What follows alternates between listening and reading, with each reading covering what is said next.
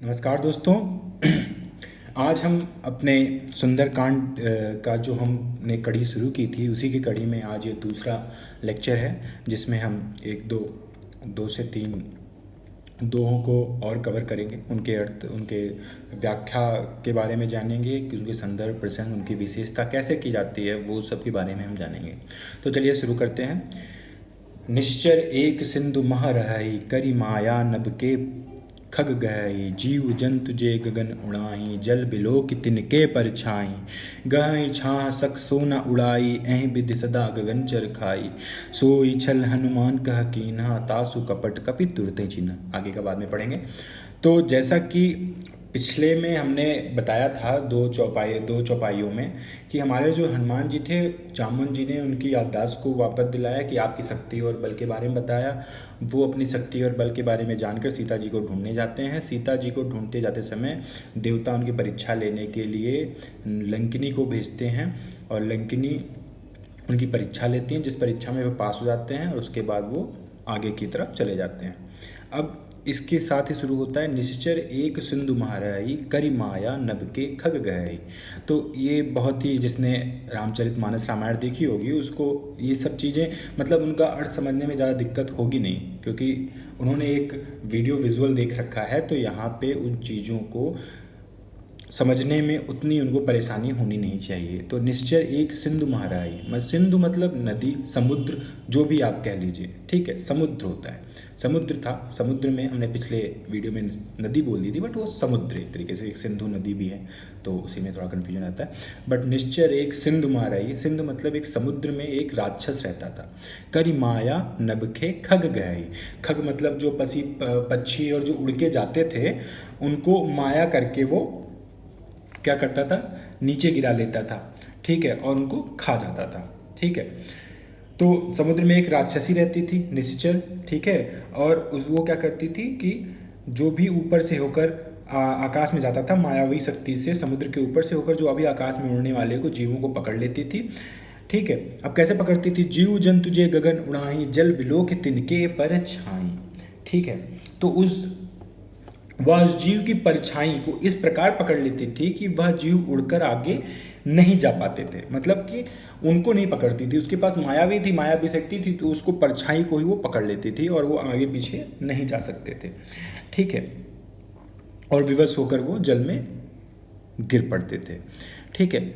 गहई छां सक सोना उड़ाई, ऐं बिद सदा गगनचर खाई, ठीक है।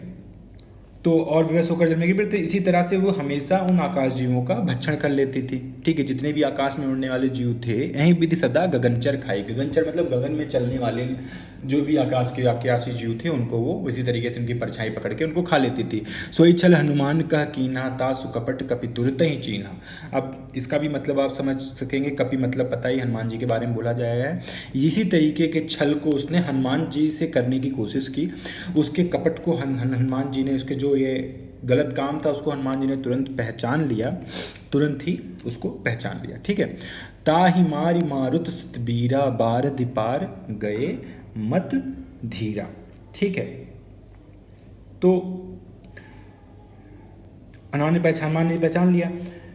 फिर हनुमान जी क्या कहते हैं कि ताहि मारी मारुत सुत बीरा, मारुत सुत भी हनुमान जी के लिए बोला जा रहा है कि उसको उन्होंने तुरंत ही उसको वहाँ पे उन्होंने संहार कर दिया और उसका, और धीर बुद्धि वाले हनुमान जो थे, धीर बुद्धि बारिधि पार मतलब धीर बुद्धि वाले हनुमान जो थे वो समुद्र के उस पार पहुँच गए।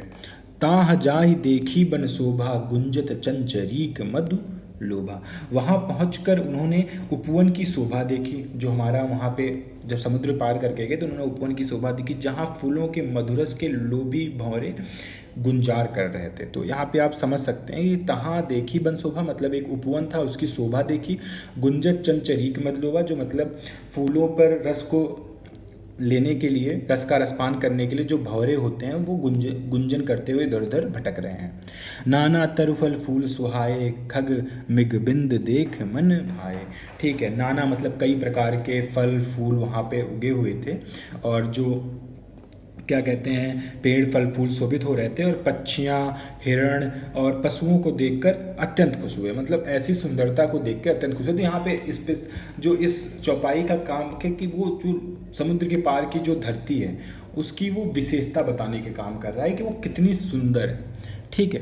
सैल विशाल देखी एक आगे, तापर धाई चढ़े भय त्यागे। ठीक है। जब आगे बढ़े तो उन्होंने एक पर्वत देखा, सैल विशाल, ठीक है, जिसे देखकर वो भय त्याग कर दौड़ते हुए उस पर जा चढ़े। मतलब उनको भय तो था नहीं, शक्तिशाली थे, तो यहाँ पे कुछ मतलब उनको भय नहीं था, वो तुरंत उस पर चढ़ गए। उमा न कछु कपिके अधिकाई, प्रप प्रताप जो काल ही खाई। भगवान शंकर, अब यहाँ पे एक कह रहे हैं, भगवान शंकर जी जो हैं वो पार्वती जी से कहते हैं, हे उमा, इसमें हनुमान का कोई बड़प्पन नहीं है, यह तो प्रभु का प्रताप है जिसमें काल भी डरता है। मतलब कि यहाँ पे वो कह रहे हैं कि कोई हनुमान जी, शक्तिशाली हनुमान जी हैं, बट उनकी शक्ति से ज़्यादा प्रभाव जो राम जी, जिनका वो दूत बनकर आए हैं, जिनका वो नाम बार बार लेते रहते हैं, उसकी प्रभुता है कि उनको कोई भय नहीं है, उनको कोई रोक नहीं सकता। ठीक है। गिर पर चढ़ लंका तह देखी, कहीं न जाए अति दुर्ग विशेषी। उस पर्वत पे चढ़ के उन्होंने लंका को निहारा, और वो शब्दों, वो कह रहे हैं कि हम शब्दों में नहीं बयान कर सकते, ऐसा महल था उस लंका का। लंका के बारे में तो आपसे सिर्फ सोने की लंका थी, चमक रही थी एकदम, उसकी विशेषता को शब्दों में बयान, शब्दों में बताया नहीं जा सकता था।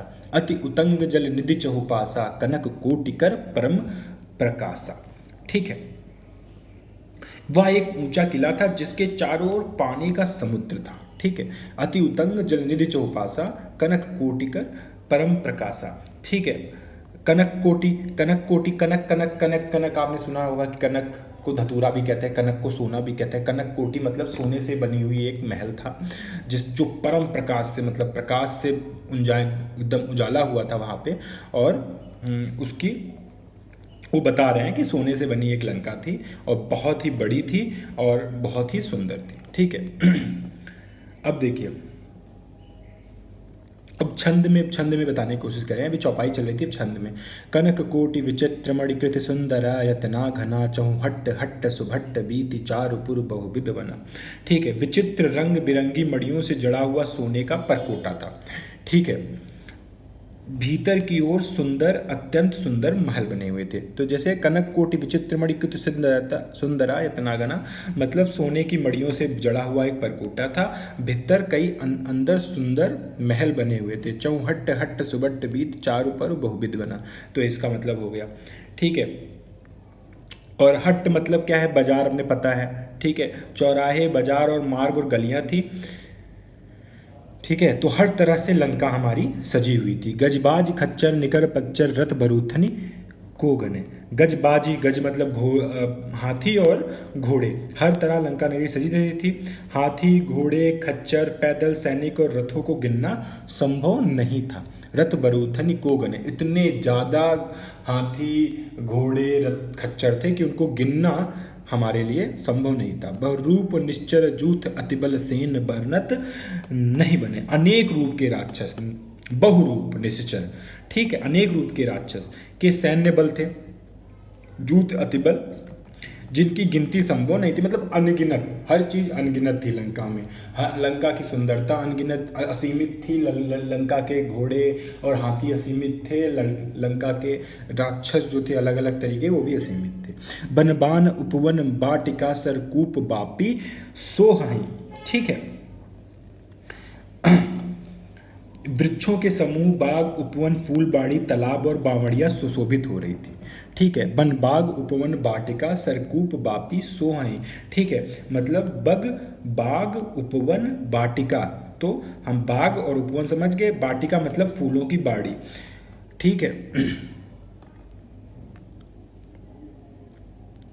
सरकूप, कूप, बापी, बापी मतलब हमारा तालाब, और बावड़ियाँ जो थी वो सुशोभित हो रही थी। नर नाग सुर गंधर्व कन्या रूप मुनिमन मोहि, जो बहुत ही सुंदर लग रहे थे। और इसी तरीके से मनुष्य, नर, नाग, देव, गंधर्व, कन्याएं यहाँ रहती थी, जो अपने सौंदर्य से बड़े बड़े मुनियों का मन मोह सकती थी। रूप मुनिमन मोहि मतलब बड़े बड़े ब्रह्मचारी मुनि, जो मतलब जिनके आत्म संयम का कोई जवाब नहीं है, इतनी सुंदरता थी कि उनका भी वो मन मोह सकते थे। कहुमाल देह विशाल शैल समान अतिबल गर्जही। ठीक है। कहीं पहाड़ सरीखे शरीर वाले बलशाली पहलवान राक्षस भी गरज रहे थे। ठीक है। कहीं कहीं पर माल देह विशाल, मतलब बहुत बड़े बड़े शरीर वाले राक्षस भी वहाँ पे गर्जना कर रहे थे। नाना अखाड़ें भी रहीं बहुविध एक एक ही तरजहीं। कुछ अखाड़ों में भी लड़ रहे थे जो एक दूसरे को ललकार रहे थे। एक ही तरजहीं, एक दूसरे को ललकार रहे थे। अखाड़े भी रहीं, अखाड़े में भिड़ रहे थे और एक दूसरे को ललकार रहे थे। करि जतन भट कोटिन बिकट तन नगर चहुद से रक्षहीं। ठीक है। भयंकर विशाल शरीर वाले करोड़ों राक्षस, कोटिन करोड़ों राक्षस जो थे उस नगर की चारों तरफ से रक्षा कर रहे थे। कहूँ महिष मानुष देन खच्चर अज खल निश्चर भच्चहीं।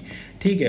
कुछ दुष्ट राक्षस जो थे वो महिष मतलब भैंस, मनुष्य मतलब मानव और धेनु मतलब गाय बकरों को भक्षण भी कर रहे थे, मतलब उनको खा भी रहे थे, क्योंकि राक्षस तो होता ही जाना जाता है मांसाहार और इन सब चीज़ों को खाने के लिए, नुकसान पहुंचाने के लिए। तो ये भी दिखाया गया है कुछ दुष्ट राक्षस पीछे तो इनका भक्षण कर रहे थे। यहीं लागी तुलसीदास इनकी कथा कुछ एक कहीं कहीं, रघुबीर सर तीरथ शरीर रही त्याग गति पैं सही। ठीक है। इसलिए तुलसीदास इनकी कथा कही है, इसलिए तुलसीदास ने, क्योंकि ये सभी श्री राम के बाण रूपी तीर्थों में शरीर त्याग कर मोक्ष को प्राप्त करेंगे। मतलब ये जितने लोग हैं ये सभी, इनकी कथा क्यों बताई गई, क्योंकि ये भी आगे चलकर इन बहुत धन्य होने वाले हैं, क्योंकि ये श्री राम भगवान के बाणों से मोक्ष को प्राप्त करने वाले हैं। तो इसलिए तुलसीदास जी इनके बारे में बता रहे हैं। दूसरा चीज़ है कि ये इसलिए बता रहे हैं कि भाई देखो, लंका इतनी समृद्ध, लंका इतनी संपन्न और लंका इतनी भरी पूरी थी, जिस लंका को अभी आगे चलकर हनुमान जी धुएं में जला देंगे। ठीक है। तो एक तरीके से इसकी विशेषता हो गई। और ये जो प्रसंग है, ये जो स्पेशली ये प्रसंग है, जो ये वाल्मीकि रामायण में तो मिलता है कि जो लंका की इतनी प्रसिद्धि बताई गई है, पर ये आध्यात्म रामायण में ये नहीं मिलता। ठीक है। कहूँ माल दें और अतिबल गर्जही में ये एक पूर्ण रूप से उपमा अलंकार दिया गया है। उपमा अलंकार, पूर्णोपमा अलंकार इसे कहेंगे। ठीक है। इसमें बस लंका की सुंदरता के बारे में बताया गया है। ठीक है। कुछ श्रवण ध्वनियाँ हैं जिनका बहुत अच्छे से यूज किया गया है, जैसे आप सुन रहे होंगे चौहट हट्ट सुभट्ट बीठ चार पुर बहु विधि बना। तो ये अच्छी लगती हैं सुनने में, श्रवण बिंबु से इनको, श्रवण बिंब से इनको मतलब सुनने में अच्छी लगे, पढ़ने में अच्छी लगे, तो उस तरीके से इनको लिखा गया है। ठीक है। आप देख ही रहे हैं चौपाई का यूज हुआ है, छंद का यूज हुआ है, दोहे का यूज हुआ है, दोहा है, तो इन सब चीज़ों का इसमें यूज़ हुआ है। तो आप इसका संदर्भ तो वही हमारा है कि प्रस्तुत छंद या प्रस्तुत दोहा या प्रस्तुत खंड हमारे मतलब रामचरितमानस के सुंदरकांड से लिया गया है, जिसके रचयिता गोस्वामी तुलसीदास हैं। और प्रसंग में आप बता सकते हैं कि यहाँ पे जो इस प्रस्तुत जो भी हमारा है, इसमें लंका की सुंदरता, लंका की भव्यता, लंका के लोगों और लंका के बारे में मतलब जानकारी दी गई है। ठीक है। तो इस तरीके से आप इसको बता सकते हैं। मिलते हैं अब अगले लेक्चर में, और आगे भी हम 2-3 चौपाइयों को कवर करेंगे। धन्यवाद। इसको लाइक कर देना, शेयर कर देना।